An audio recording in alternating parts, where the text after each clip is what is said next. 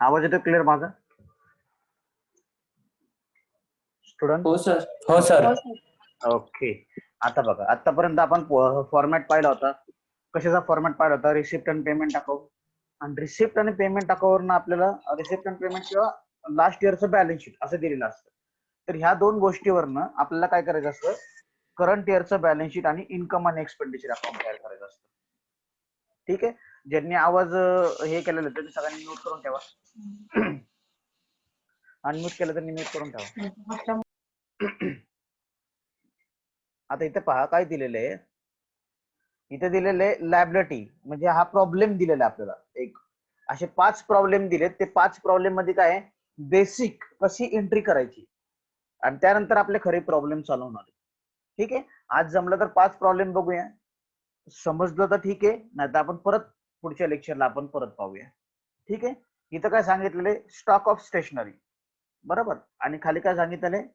Stationery purchase. म्हणजे वरचा balance sheet कधीच आहे? 2017चं आहे. आणि रिसिप्ट अँड पेमेंट कधीच आहे? हे 2 मिनिटं हायलायटर घेतो मी. हा हे पहा. हा दिसलं का? हे रिसिप्ट अँड पेमेंट कधीच आहे? रिसिप्ट अँड पेमेंट अकाउंट 2018चं आहे. दिसलं का? 2018. हा 31 मार्च 2018. आणि हे कधी क्लोजिंग स्टॉक आहे. काय क्लोजिंग? हा 2017चा आहे. क्लोजिंग स्टॉक नाहीये. इयरचं आपण काय करतोय? हे अकाउंटिंग ठेवतोय. बरोबर आहे. आपल्याला हा सर, पण क्लोजिंग आणि आपण क्लोजिंग इयरलाच आपण क्लोज करतो ना. म्हणजे आपल्याला अकाउंट ठेवायचं म्हणल्यावरती वर्षा शेवटीच आपण अकाउंटिंग ठेवतो ना. बरोबर नाही? त्यामुळे ते क्लोजिंग डेट दिलेली. डेट क्लोजिंग दिलेली. समजलं का? हा. त्यानंतर बॅलन्स शीट. बरोबर. बॅलन्स शीट मध्ये काय सांगितलेलं? लास्ट इयरला, मागच्या वर्षी. लास्ट इयर म्हणजे मागच्या वर्षी काय सांगितलेलं? Stock of stationery. आणि ह्या वर्षी पेमेंट म्हणजे आपण पेमेंट केलेलं कशाचं? स्टेशनरीचं पेमेंट केलेलं, परचेस स्टेशनरी. ओके. तर तुम्हाला काय दिसतंय स्क्रीनवरती? फक्त बॅलन्स शीट आणि रिसिप्ट अँड पेमेंट अकाउंट दिसतंय ना फक्त? हो सर. ओके. आता खाली बघा, प्रॉब्लेम मध्येच आपल्याला आन्सर दिलेलं आहे. ऍडजस्टमेंट दिली त्यामध्ये. ऍडजस्टमेंट काय दिली पहा? 15,000 इज आउटस्टँडिंग स्टेशनरी बिल. म्हणजे 1500 रुपये काय सांगितलेले? आउटस्टँडिंग सांगितलेले स्टेशनरी बिल वरती. आणि त्यानंतर हे बघा 15,000 आउटस्टँडिंग फॉर स्टेशनरी बिल. आणि सेकंड ऍडजस्टमेंट काय सांगितलेली आहे? Stock of stationery. म्हणजे हा काय झाला? क्लोजिंग स्टॉक झाला. काय झाला? Closing stock. आता हे सिंगल साइडेड तुम्हाला समजण्यासाठी हे असं अकाउंटिंग ठेवत नाही आपण. 2 साइडेड अकाउंटिंग ठेवतो. इथं फक्त स्टेशनरीचे एक 1 साइड दिली आपल्याला. म्हणजे लायबिलिटी साइड आणि पेमेंट साइड दिली होती. त्यामुळं आपण 1 साइडला अकाउंटिंग करणार आहे. नंतर पुढचे सगळे 2 साइडेड करणार आहे. हे लक्षात घ्या. हे फक्त समजण्यासाठी समजून घ्या फक्त. ठीक आहे. आपल्या स्टेशनरीची अमाऊंट किती होती? लास्ट इयरला 2017 मध्ये 800 रुपये. पहा, लास्ट इयर 2017 मध्ये 800 रुपये. ते 800 रुपये कुठे घेतले? आपण स्टार्टिंगला घेतले. स्टॉक ऑफ स्टेशनरी किती आहे? मागच्या वर्षीचा जो होता तो करंट इयरचा काय असणार आहे? स्टॉक असणार आहे. बरोबर. आता काय सांगितलं इथं बघा? With the help of above information calculate the amount of stationery consumed during the year. म्हणजे काय? मागच्या वर्षीच्या याच्यावरनं करंट इयरचं आपल्याला अकाउंटिंग करायचंय. बरोबर. आता मागच्या वर्षीचा जे क्लोजिंग स्टॉक होता किती होता? 800 रुपये. म्हणजे आपल्या बॅलन्स शीट मध्ये 800 रुपये क्लोजिंग स्टॉक दिसत होता असेट साईडला. इथं लिहून घेतला 800 रुपये. त्यामध्ये करंट इयर मध्ये परचेस केले म्हणल्यावरती त्यामध्ये काय होणार आहे? ऍड होणार आहे. काय होणार आहे? ऍड. बरोबर का नाही? चालू वर्षामध्ये जर मी 7,000 रुपये. मी चालू वर्षामध्ये खरेदी केली असेल तर काय होणार? त्यामध्ये हे 7,000 रुपये वाढणार आहे. वाढले का? त्यानंतर पहा. त्यानंतर ऍडजस्ट मध्ये आउटस्टँडिंग दिलेले. आउटस्टँडिंग काय होतं? नेहमी वाढत असतं. मग आउटस्टँडिंग बिल वाढले. आपण मी सांगितलं आउटस्टँडिंग म्हणजे ऍड. आउटस्टँडिंग म्हणजे एक्स्ट्राची अमाऊंट असते आपली. म्हणजे जी बिल झाली असेल त्यापेक्षा एक्स्ट्राची अमाऊंट, त्याला आपण आउटस्टँडिंग म्हणतो. सपोज आपण एंट्री करताना 7,000ची एंट्री केली, वरचे 1,500ची एंट्री झाली नाही, मग त्या ऍडजस्ट मध्ये सांगतात विसरलो सर. तर हा विसरलो तर बरं ठीक आहे. बरोबर. मग आता तिथं काय करायचं? आपल्याला ऍड करायचं असतं. त्या केसमध्ये आउटस्टँडिंग काय करायचं? ऍड करायचं असतं. ठीक आहे. मग आउटस्टँडिंग ऍड केले, हे 800 रुपये, हे 1500 रुपये किती झाले, 8 आणि 5 13, 1303, आजच्याला 1, 7 आणि 1 9,300. 9,300. म्हणजे ही अमाऊंट आपली बरोबर आहे. 9,300 सर. ओके. आणि क्लोजिंग स्टॉक हा आपण मायनस करतो, मागच्या आपण फॉर्मॅट मध्ये पाहिला असेल, कुणाला लक्षात असेल ना लास्ट लेक्चर, तर आपण काय केलं होतं, ओपनिंग स्टॉक त्यामध्ये ऍड केला होता परचेस मध्ये आणि क्लोजिंग स्टॉक लेस केला होता, लक्षात घ्या. मग आता इथं काय सांगितलं, क्लोजिंग स्टॉक आपण काय केला, लेस केला. क्लोजिंग स्टॉक कमी होता, लेस केला. क्लोजिंग स्टॉक कमी होता म्हणून आपल्याला काय झाला, कमी. प्रॉफिट झाला. मी तर काय सांगितलं, stationery consume during the year 8,000 रुपयाची स्टेशनरी. समजलं का? तर कशातून लेस केला अमाऊंट? 9,300 1,300 वरून. 9,300 मधनं हे 1,300 रुपये लेस केले. समजलं का? मग 8,000 रुपये आले. समजलं का? हा हो. ओके. आता हे फक्त समजण्यासाठी आपल्याला अशी प्रॉब्लेम नसणार. सेकंड प्रॉब्लेम बघा, सेकंड प्रॉब्लेम मध्ये सबस्क्रिप्शनची दिलेली, मी काय म्हणलं, करंट इयर, नेक्स्ट इयर आणि प्रिव्हियस इयर, या तिघांमधला फरक आता तुम्हाला सांगतो मी. बघा ह्या प्रॉब्लेम मध्ये काय सांगितलेले बघा, receipt and payment account for the year ended 31 March 2018. ठीक आहे, 2018च बघतोय. 2018 म्हणजे काय, आपलं करंट इयर आहे. करंट इयर म्हणजे चालू वर्ष, बरोबर. मग आता करंट इयरची अमाऊंट किती आहे 2018ची? 80,000. 80,000. 80,000. Very good. म्हणजे ही आपली 80,000 रुपये करंट इयरची. 17-18 काय आपलं करंट इयर आहे, चालू वर्ष. हे लक्षात ठेवायचं आहे, ज्यावरून आपलं चालू वर्ष समजतंय. ठीक आहे. आणि मागचं वर्ष कोणतं आहे, 16-17, 1,500 रुपये, बरोबर का नाही? मागचे वर्ष कोणतं आहे, 1500. 2016 ते 17. आणि पुढचं वर्ष कोणतं असणार आहे, 2018-19. 2018-19. 3,500 रुपये आहेत, बरोबर. त्या तिघांची टोटल आउटरला लिहिली आहे. पण आपण अकाउंटिंग किती वर्षाचं ठेवतो, 1 वर्षाचं ठेवतो ना. किती वर्षाचं ठेवतो, हो. 1 वर्ष. एकाच वर्षाचं अकाउंटिंग करायचं. आता रिसिप्ट साईडला हे सगळ्या गोष्टी दिल्यात. आता हे कसं पोस्टिंग करायचं आता ते पाहूया. ऍडजस्टमेंट बघू आपण काय दिली. ऍडजस्टमेंट दिली, outstanding subscription outstanding for current year, चालू वर्षाचं आउटस्टँडिंग दिले. पहा इथं काय म्हटले, चालू वर्षाचं आउटस्टँडिंग आहे ते आपल्याला काय करायचं असतं, ऍड करायचं असतं. काय करायचं असतं, ऍड. 2 मिनिटं पेन ऍड. हे चालू वर्षाचं आउटस्टँडिंग ऍड करायचं असतं. 2 मिनिटं पेन काढतो. 85 सर. ठीक आहे, 85 तर टोटल आलीच, बरोबर आहे. पण ह्या 7,000 रुपये पण ऍड करायचे ऍडजस्टमेंट मधले. आणि सेकंड ऍडजस्टमेंट काय सांगितलं, सेकंड ऍडजस्टमेंट काय सांगितलं, आउटस्टँडिंग इयर कोणतं सांगितलंय, 16 ते 17. म्हणजे कोणतं वर्ष, हे मागचं वर्ष आहे. चालू वर्ष. चालू इयर आहे का, चालू इयर आहे का? नाही सर, झालेलं प्रिव्हियस इयर, बरोबर. Very good. आता 2,000 काय सांगितलं, 2,000 subscription received in advance. Advance मध्ये घेतलंय म्हटल्यावरती हे कुठलं झालं, लास्ट इयरचं ऍडव्हान्स मध्ये घेतलं त्यांनी, बरोबर का नाही. During the last year was 8,000. म्हणजे लास्ट इयरचं किती सांगितलं, 8,000 रुपये ऍडव्हान्स मध्ये घेतलेत आपण. म्हणजे 2007 किती, 16-17चे 2,000 रुपये आणि लास्ट इयरचे किती घेतलेत ऍडव्हान्स मध्ये, 8,000 रुपये. आता 8,000 रुपये. याचं पोस्टिंग बघ कसं केलं आपण.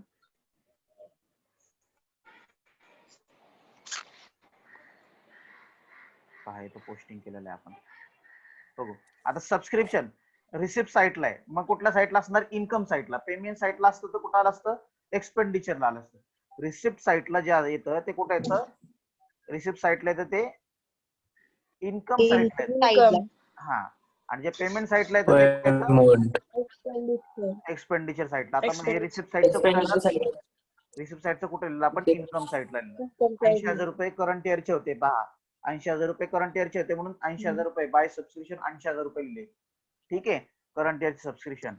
त्यामध्ये 8,000 रुपये आउटस्टँडिंग होते लास्ट इयरचे, ऍड केले, बरोबर. ड्युरिंग द इयर म्हणजे हे करंट इयरचे सबस्क्रिप्शन काय केले आपण, ऍड केले. रिसिव्ड इन लास्ट इयर म्हणजे लास्ट इयरचे सबस्क्रिप्शन करंट इयर मध्ये ह्या वर्षी घेतले. ह्या वर्षी करंट इयर सबस्क्रिप्शन किती ऍड केले आपण, 8,000 रुपये ऍड केले. पहा त्यानंतर हे 7,000 रुपये सबस्क्रिप्शन दिसते का? हे पण करंट इयर सबस्क्रिप्शन आहे. हे दोन, हे 8,000 रुपये आणि 7,000 रुपये, हे दोन्ही काय होणार आपले ऍड होणार. बघा 8,000 रुपये 7,000 रुपये ऍड केले सबस्क्रिप्शन मध्ये. आणि आउटरला किती दिली? 95,000 रुपये. हे झाले करंट इयरची अमाऊंट झाली. किती रुपये झाली?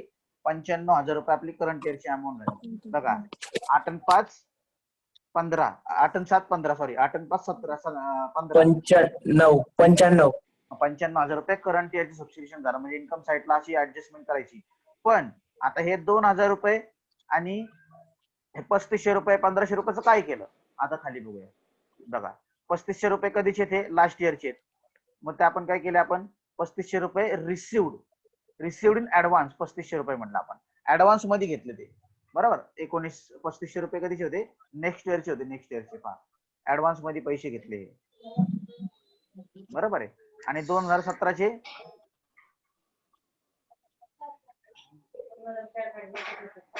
बरोबर 1,500 रुपये 7,500. म्हणजे 7,000 रुपये करंट इयरचा दुसरा इफेक्ट कुठे येतो? सबस्क्रिप्शनचा इन्कम साईडला सबस्क्रिप्शन आहे आउटस्टँडिंग, म्हणून असेट साईडला 7,000 रुपये घेतले, बरोबर. आता हे 500 रुपये आले कसे काय पाहूया आपण. हे 1,500 रुपये होते आणि 2,000 रुपये सबस्क्रिप्शन, बरोबर. हे पहा, जर लास्ट इयरचं सबस्क्रिप्शन दिलं असेल तर हे काय करायचंय की लायबिलिटी आपल्याला साईडला घेतो आपण, डायरेक्टली हे दिलं असतं. पण इथे ऍडजस्टमेंट मध्ये 2016-17चं 2,000 रुपये दिलेले आणि आधीचं किती आहे? 1,500 रुपये मांडायचे राहिले होते, बरोबर. मग त्यापैकी आपल्या ऍडजस्टमेंट मध्ये किती मांडायचे? 2,000 रुपये मांडायचे. मग आता 1,500 मधनं हे 2,000 रुपये लेस करायचे म्हटल्यावरती आपली काय झाली? एक्स्ट्राची अमाऊंट झाली. जर आपल्याकडे एक्स्ट्राची 500 रुपये एक्स्ट्राची अमाऊंट झाली, मग हे 500 रुपये आपल्याकडे काय झाले? इन्कम झाले, म्हणजे आपल्याकडे आले, म्हणून ते कुठे येणार? असेट साईडला येणार. जर इथं 1,000 रुपये असते तरी लायबिलिटी साईडला लिहिलं असतं, समजलं का?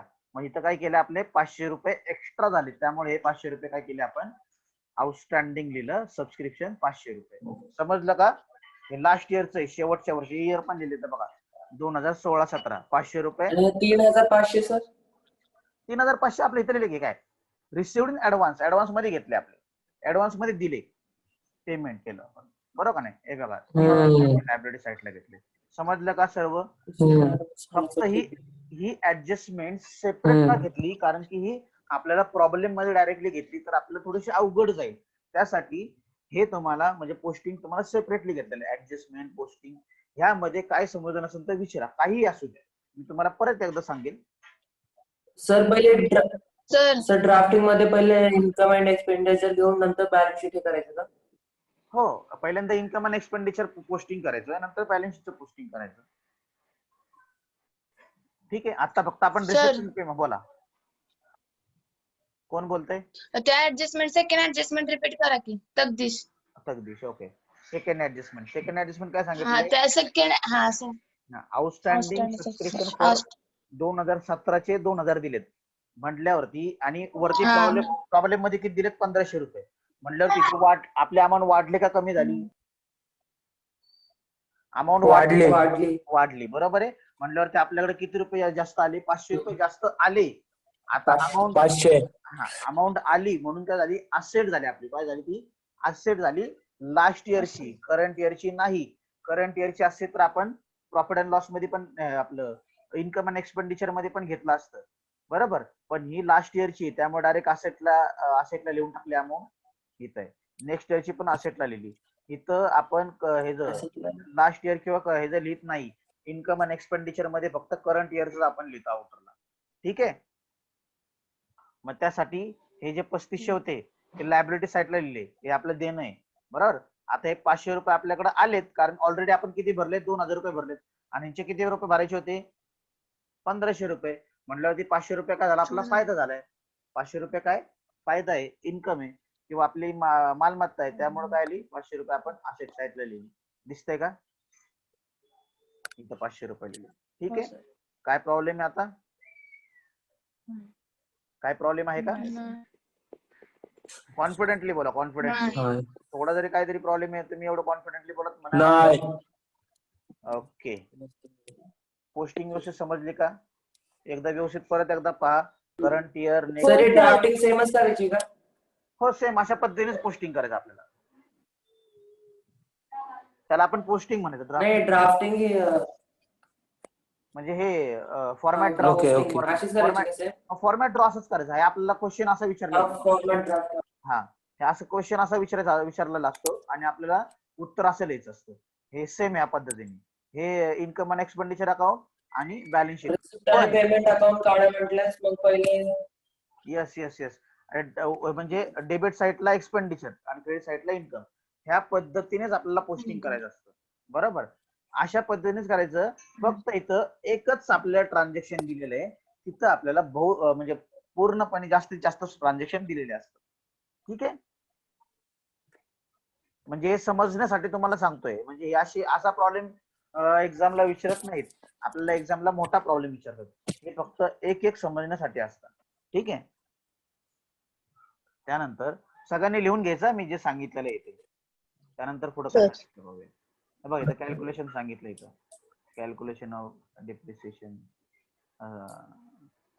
कसं करायचं ते तुम्हाला मी सांगितलेलं आहे आधीच फायनल अकाउंटच्या वेळेस. बघा तिथं हा प्रॉब्लेम असा दिलेला आहे, कॅल्क्युलेशन डिप्रिसिएशन जर कॅल्क्युलेशन असेल तर काय सांगितलं रे, ऑन 1 एप्रिल 2018 बरोबर furniture account show balance of 1 lakh रुपये. 1 लाख रुपये सांगितलेत फर्निचरचे. त्यानंतर ऑन 1 जुलै 2018 ऍडिशनल फर्निचर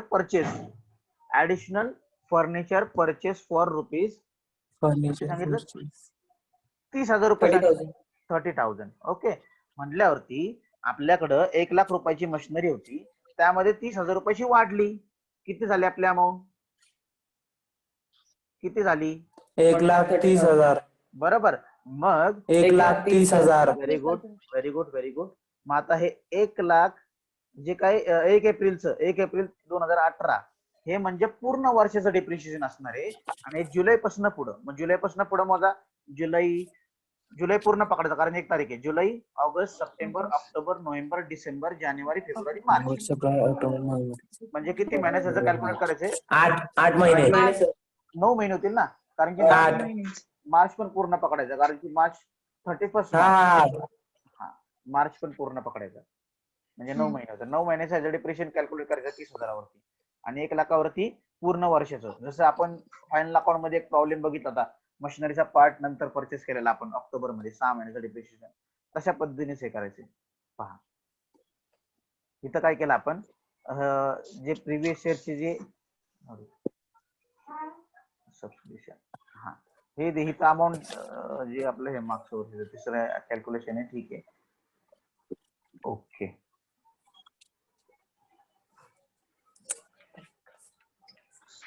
बघा डिप्रिशिएशनचं कॅल्क्युलेशन केलेलं आहे. डिप्रिशिएशन कॅल्क्युलेशन करू 1 लाखावर 1 लाख आणि ऍडिशनल मशिनरी किती झाली? 3 लाख झाली. हे काय केलं आपण, हे पहिलं पोस्टिंग काय करतो आपण, 1 लाखाचं डिप्रिशिएशन अमाऊंट लिहितो फर्निचरची, त्यामध्ये ऍडिशनल मशिनरी 30,000 रुपये ऍड केले आणि ह्याच्यावरती काय केलं आपण, डिप्रिशिएशन सेपरेटली काढलं. आता डिप्रिशिएशन किती झालं, 10% डिप्रिशिएशन 12% आहे, 12%. आता 1 लाखावरती 12% किती झाले मी सांगितले. 10% म्हणजे किती, 1 झिरो काढायचा. 10,000 रुपये म्हणजे किती झाले, थांबायचं मी दाखवतो, म्हणजे तुम्हाला कॅल्क्युलेशन करून दाखवतो. हे पहा 1 लाख रुपये, 1 लाख रुपये दिसते का सर्वांना? हे 1 लाख रुपये इंटू पर्सेंटेज किती सांगितले, 10% सांगितलं, डिवायडेड 100 म्हणजे का पर्सेंटेजची व्हॅल्यू. पर्सेंटेजची व्हॅल्यू किती असते 100. 1 झिरो गेला, हा 1 झिरो गेला, हा 1 झिरो गेला, हा 1 झिरो गेला. किती राहिले 10%? 10,000 रुपये. 10,000. बरोबर का नाही? तसंच आपल्याला हे किती पर्सेंट काढायचे, आपल्याला 10,000 रुपये. 10,000 रुपये आले. आता आपल्याला किती पर्सेंट काढायचे, 12%. बरोबर, 12. 2 मिनिटं हे 12% काढायचे आपल्याला, बरोबर नाही? मग आता हे हा इकडचा अजून एक शून्य घाला, म्हणजे 1,000 रुपये म्हणजे किती आले, 1% आला. किती? 14,700. 14,700. 2 मिनिटं बघू आपण. ज्यांना जमत नाही त्यांना सांगतो मी समजून. मग आता 12% काढायचे म्हटलं 1,000 रुपये आले. 1,000 गुणिले 12 किती आले, 12,000 रुपये. 12,000 रुपये हे कशाचे आले, पहिल्या ओल्ड मशिनरीचे, हे वर्षभराचे, 12 महिन्याचे. कधी हे 12 महिन्याचं डिप्रिशिएशन. बघा आता आपल्याला 9 महिन्याचं काढायचं डिप्रिशिएशन, किती 30,000वरती. बघा इथं 30,000 रुपयाचं काढतो डिप्रिशिएशन. 30,000 रुपये बरोबर इंटू 12 भागिले किती 100 रुपये पर्सेंट 100 ना सॉरी 100 पहिल्यांदा पर्सेंटेज काढायचे हा आपल्याला. सर हो. 100. बरोबर हे 2 झिरो गेले 300 हा आला सर पाहिजे. 12 त्रिक 36 किती येतात 3,000 36 3,600 3,600 कधी 3,600 हे कधीचे एक वर्षभराचे 12 महिन्याचे किती महिन्याचे 12 महिन्याचे आणि आपल्याला किती महिन्याचे 12 काढायचे 9 महिन्याचे काढायचे ना आपल्याला 9 बघा महिन्याचे. बरोबर 12 महिन्याला 3600 तर 9 महिन्याला किती असं करायचं म्हणजे काय करायचं तिरकस गुणाकार करायचा काय करायचं तिरकस गुणाकार करूया तिरकस गुणाकार बघू आता 3,600 गुणिले किती आहेत 9 भागिले 12 बरोबर 9 भागिले 12 बरोबर 9च्या पाड्यामध्ये 12 आहेत का नाही आहेत मग 3च्या पाड्यामध्ये दोन्ही पण आहेत 9 आणि 3 1 3 3 त्रिक 9 बरोबर हा. 312 312 3 9 बरोबर आता 4 नी या 36 ला भाग 36 ला भाग देतो का 4 25 4 26 जातो सर. 28 4 सर 28 जातो म्हणजे 4 एक 4 9 36 4 9 36 म्हणजे 900 4 9 36 बरोबर म्हणजे किती आले हे 900 रुपये आले बरोबर 900 मल्टिपल 900 मल्टिपल 3 करायचं म्हणजे 9 ला 3 ने गुणायचं 9 त्रिक 27 म्हणजे 2700 रुपये काय आले 1800 2700 ना 9 त्रिक 27 सॉरी सर हा हा सर बरोबर 2700 बरोबर मग हे 30,000च्या मशिनरीवरती डिप्रिशिएशन आलं समजलं का हा. इथं सर्वांचं कन्फ्युजन होतं आपल्याला 12% सांगितले ते 12% जे आले डेप्रिसिएशन ते 12% काय करतो आपण डायरेक्टली मांडून ठेवतो मेन्शन करून ठेवतो ठीक आहे तसं मेन्शन न करता त्यावरती पर्सेंटेज काढायचे कळलं का म्हणजे आपल्याला काय करायचं 9 महिन्याचं सांगितलं म्हणून 9 महिन्याचं कॅल्क्युलेशन करायचं हे कॅल्क्युलेशन समजलं नसेल तर आपल्या नोटबुक मध्ये लिहून घ्या स्क्रीनशॉट मध्ये समजदार नाही कारण की आपण मी तिथं जरासं अक्षरांवरती पण लिहिलेलं आहे समजलं कॅल्क्युलेशन तुम्हाला हो सर सर हे वाला एकदा करून दाखवा ना कोणतं 12% 12% डेप्रिसिएशन परत एकदा बघूया आपण परत एकदा बघूया व्यवस्थित लक्ष द्या सर्वजणांना काय समजलं नसेल सगळी काम बाजूला ठेवा कोण झोपला असेल व्यवस्थित उठून बसा नोटबुक समोर घेऊन बसा कोण टाइमपास करत असेल परत एकदा मी व्यवस्थित समजून सांगतोय सर्वांसाठी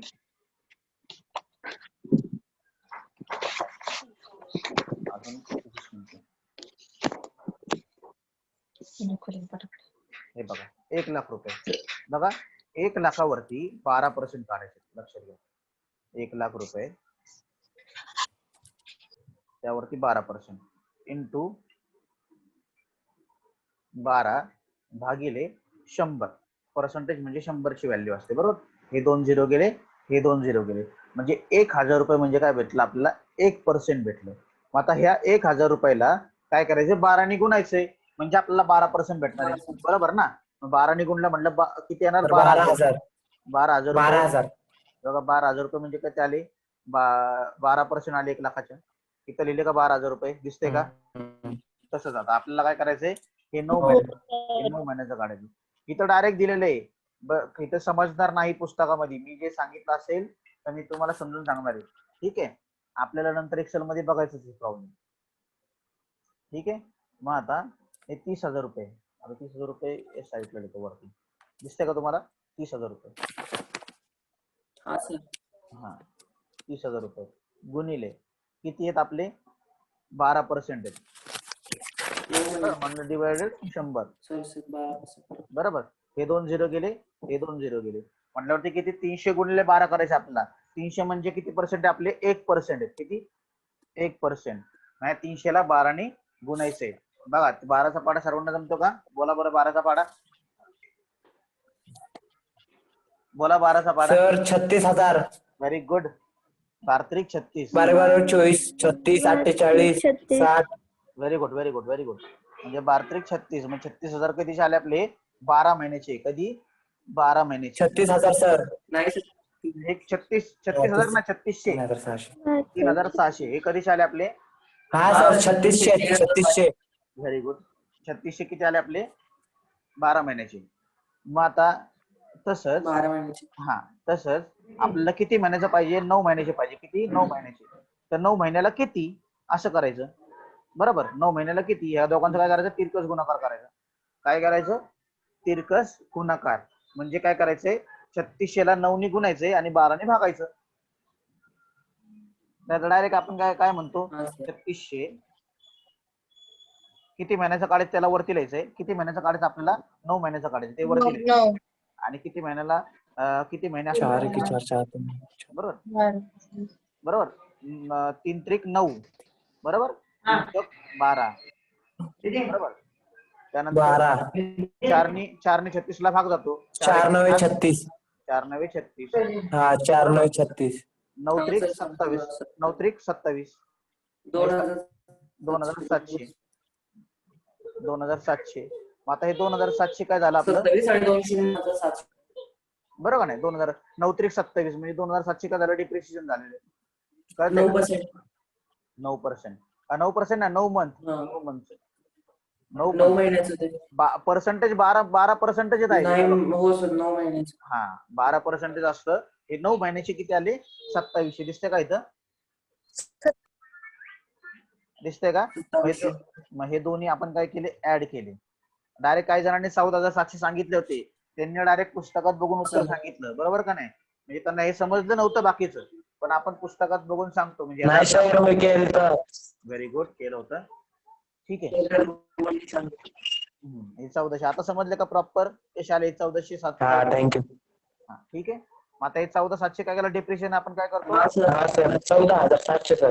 हा 14,700 आपण डिप्रेशन काय करतो? टोटल डिप्रेशन लेस करतो आपण. लेस करायचे. लेस केले. आउटरला आपण लेस करून अमाऊंट लिहिली.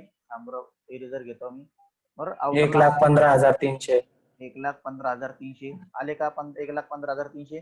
आता डिप्रिशिएशनचा दुसरा इफेक्ट हो आपण सर. डिप्रिशिएशनचा आपण प्रॉफिट अँड लॉस मध्ये कुठे इफेक्ट लिहितो? दुसरा प्रॉफिट अँड लॉसच्या डेबिटला लिहितो, बरोबर ना? तसंच इथं काय करायचंय? याचा दुसरा इफेक्ट एक्सपेंडिचर साईडला लिहायचा आहे. कुठं लिहायचा? एक्सपेंडिचर साईडला.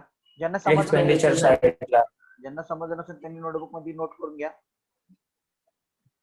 एक्सपेंडिचर साईडला आलं का? डिप्रिशिएशन ऑन फर्निचर किती? 14,700. 14,700 खाली दिले जावे बा. 14,700 दिसतंय का? हा सर. हो सर. हा. आता ह्यामध्ये काय कोणाला काय प्रॉब्लेम आहे का? हा. बघा डिप्रिशिएशन नाही सर. लेस करून आणि जे दुसरा इफेक्ट येतो त्याला. आपण जे माग फायनल अकाउंटला जे डिप्रिशिएशन बघितलं तेच डिप्रिशिएशन येते. सेमच आहे, काहीच फरक नाहीये, बरोबर नाही? आपण फक्त तिथं काय करतो? प्रॉफिट अँड लॉस अकाउंट करतो. तिथे इन्कम अँड एक्सपेंडिचर अकाउंट एक्सपेंडिचरला ट्रान्सफर केलं. 14,700 सेमच आहे. म्हणजे आपलं जे पहिला टॉपिक बघितला, ज्यांना पहिला टॉपिक व्यवस्थित समजलाय, त्यांनी अभ्यास चांगला केलेला आहे, त्याला पुढचा टॉपिक म्हणजे 70% काम तुमचं तिथं होणार आहे. कळतंय का? हो सर. समजलं का? म्हणजे पहिला इलिस्ट्रेशन नंबर फर्स्ट म्हणजे काय? प्रॉब्लेम फर्स्ट, प्रॉब्लेम सेकंड मध्ये सबस्क्रिप्शन होतं, ते समजलं सर्वांना? सेकंड मध्ये सबस्क्रिप्शन होतं. हो सर. फर्स्ट मध्ये काय होतं? स्टेशनरीची ऍडजस्टमेंट होती, सिंपल. त्यानंतर सबस्क्रिप्शन समजलं. त्यानंतर काय होतं? डेप्रिशिएशन फर्निचर वरती. आता चौथा प्रॉब्लेम बघा. चौथ्या प्रॉब्लेम मध्ये काय? प्रीपेड. पाचवा आपण उद्या बघणार आहे. 4 प्रॉब्लेमच फोकस करायचा आहे आज आपल्याला. 5वा प्रॉब्लेम कधी बघणार आहे? आपण उद्या बघणार आहे. हा सर. 4 प्रॉब्लेम घरनं आपण सॉल्व्ह करायचे होता. इथं काय सांगितलेलं आहे? 2 मिनिटं. आपण छोटा प्रॉब्लेम कुठून 6 इथं स्टार्ट होतो. Outstanding expenses and prepaid expenses for current year. मग करंट इयरचे outstanding expenses of the current year and previous year. जर असं असेल तर काय करायचं ते यामध्ये सांगितलंय बघा.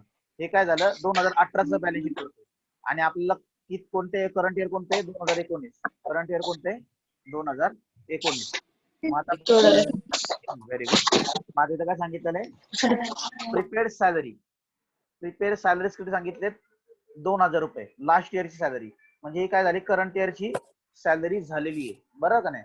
लास्ट इयर प्रीपेड सांगितलं. प्रीपेड म्हणजे आधीच पेड केली, आधीच दिली होती. प्रीपेड म्हणजे आधी दिलेली. किती 2,000 रुपये. हे जे 2,000 रुपये आधी दिले होते ते काय करायचे आपल्याला करंट इयर मध्ये लेस करायचे, कारण की आपण आधीच भरलेत ते. ठीक आहे ना. बघूया सॅलरीची प्रॉब्लेम मध्ये काय सांगितलं. पेमेंट साईटला बघा, पेमेंट साईटला दिले सॅलरी किती लास्ट इयरची किती सांगितलेली 30,000 रुपये आणि करंट इयर कोणते 2018-19 करंट इयर आहे 30,000 रुपये करंट इयरची आहे. आणि नेक्स्ट इयरची किती आहे 1,000 रुपये 31,000 रुपये आउटर दिले. बरोबर. आता 1,000. Very good. आता ऍडजस्टमेंट काय सांगितलं. Outstanding salary for the current year was 5,500. बरोबर. Show present salary final account For the presentation of salaries in the final account. इथं बघा, इथं पण सांगितलेलं इयर कोणतं आपलं 18-19. 2018-19 म्हणजे हे करंट इयर 18-19. 18-19 30,000 रुपये म्हणजे करंट इयरचे. आता करंट इयरची सॅलरी आपण 30,000 रुपये इथे लिहून घेतली. आता ऍड 2,000 रुपये प्रीपेड, हे जे वर्षे 2,000 रुपये होते हे आपण काय आधीच भरले, म्हणलं हे ऍड करणार आपण. केले काय त्यानंतर आपल्या ऍडजस्टमेंट मध्ये किती सांगितलं होते हे 5,500 आउटस्टँडिंग म्हणले. आउटस्टँडिंग आपण ऍड केले आणि आउटरला किती लिहिले 37,500. समजलं का. इथं काहीच केलेलं नाही, फक्त आउटस्टँडिंग केलेलं आहे आपण. जसं प्रॉफिट Sir, outstanding salary कोणत्या साईडला येते? आउटस्टँडिंग सॅलरी आपण ऍड करतो ना, हे एक्सपेन्सेस आहे म्हणलं ते आपण ऍड करायचे आउटस्टँडिंग सॅलरी. एक्सपेंडिचर. बरोबर. मग एक्सपेंडिचर दुसरा इफेक्ट कुठे लिहिला आपण लायबिलिटी साईडला. आउटस्टँडिंग एक्सपेन्स असेल तर लायबिलिटी साईडला 5,500. हे बघा ऍडजस्टमेंट 5,500 ची दिसते का. ओके. समजलं का तुम्हाला. आणि जे लास्ट इयरचे हे सांगितलं ते हो सर. 1,000 रुपये नेक्स्ट इयरचे होते तर ते पुढच्या वर्षी काय असणार आधीच भरले आपण. या 1,000 रुपये काय केले आधीच भरले म्हणजे 31,000 रुपये भरले सॅलरी केली. म्हणजे हे कुठे घेणार आपली मालमत्ता झाली ती असेट मालमत्ता झाली. म्हणजे काय आपण म्हणणार त्याला प्रीपेड सॅलरी 2019-20 म्हणजे 19-20 आधीच भरले पैसे. समजलं का. यामध्ये काय प्रॉब्लेम आहे. इथे एकदम सिम्पलच म्हणजे हे चार प्रॉब्लेम मध्ये बघा. पहिला प्रॉब्लेम लक्ष द्या, आपण छोटी स्क्रीन करूया थोडी. Sir, outstanding liability salary liability साईडला लिहायची का? आउटस्टँडिंग म्हणजे एक्सपेन्सेस. आउटस्टँडिंग हे एक्सपेन्सेस वरती असेल तर लायबिलिटीला येतं.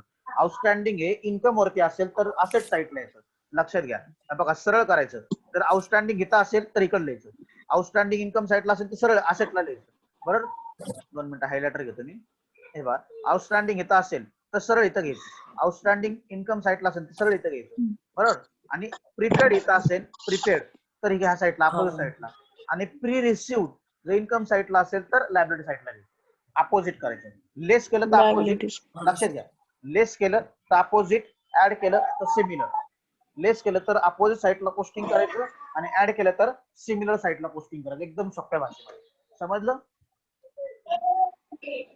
समजलं का सर्वांना. ओके. Thank you sir. हो सर समजलं. ओके. म्हणजे आपल्याला पहिल्या प्रॉब्लेम मध्ये काय प्रॉब्लेम नाही ते एकदम पोस्टिंग होतं. दुसऱ्या प्रॉब्लेम मध्ये सबस्क्रिप्शनचं पोस्टिंग व्यवस्थित सांगितलेलं आहे. हे व्यवस्थित लक्ष द्या, कारण की आपल्याला ज्यावेळेस आपण प्रॉब्लेम बघणार आहे त्यावेळेस कन्फ्युज होऊन जाऊ नका, हे लक्षात घ्या. त्यानंतर हे थर्ड प्रॉब्लेम मध्ये आपण काय बघितलं प्रीपेड सॅलरी पाहिलं. ठीक आहे. त्यानंतर नेक्स्ट काय सांगितलं आपण सॅलरीची ऍडजस्टमेंट बघितली चौथ्या प्रॉब्लेम मध्ये. तिसऱ्या प्रॉब्लेम मध्ये आपण डिप्रिशिएशन पाहिलं फर्निचर वरती, म्हणजे डिप्रिशिएशन आलं तर कसं करायचं. ठीक आहे. आता पाचव्या प्रॉब्लेम वरून काय करणार फक्त इन्फॉर्मेशन पाहूया. पाचव्या प्रॉब्लेम मध्ये काय करायचं आपल्याला इन्कम आणि एक्सपेंडिचर फक्त अकाउंट ओपन करायचं. ते मी तुमच्या नेक्स्ट लेक्चरला घेईल. आता ह्यामध्ये काय कोणाला प्रॉब्लेम आहे का चार प्रॉब्लेम मध्ये. हो सर. नाही sir. Very good. No sir. आता एकच मिनिट राहिलेत. 1 मिनिटामध्ये एकदा परत एकदा आपल्या नोटबुक मध्ये बघा वाचा. काही प्रॉब्लेम असेल किंवा प्रिव्हियस प्रॉब्लेम मध्ये म्हणजे ओके सर. हा शुभम, मला तू एका प्रॉब्लेमचं हे सांगितलं होतं अनसॉल्व. हा ते अनसॉल्व आहे ना. मी तुम्हाला मला पर्सनली हे पाठव. मी तुम्हाला सोल्युशन करून तुला हे करेन मी व्हॉट्सअपवर सांगेल तुला. ठीक आहे. Okay sir. हा कोणता प्रॉब्लेम जमत नाही ते सांग. तो प्रॉब्लेम मी तुला त्याचा आन्सर कसं आलं ते सांगेल मी. ठीक आहे. ऍडजस्टमेंट सांगेल मी कशी केली. छुड़ाने का